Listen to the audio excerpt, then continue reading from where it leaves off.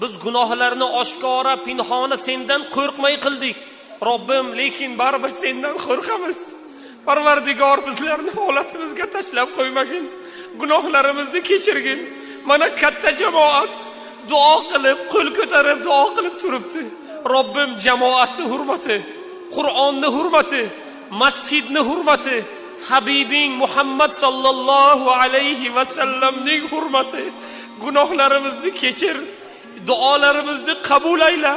Farzandlarimizni bizlarga rahmat olib keladigan farzandlar bo'lmog'ini Robbim nasib qilgin. Ayollarimizga iffatni ber, afifalikni, tohiralikni, ibodatni Robbim nasib qilgin.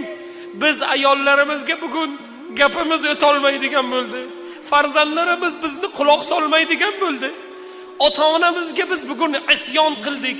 Qur'onni, payg'ambarni, Allohning haqqini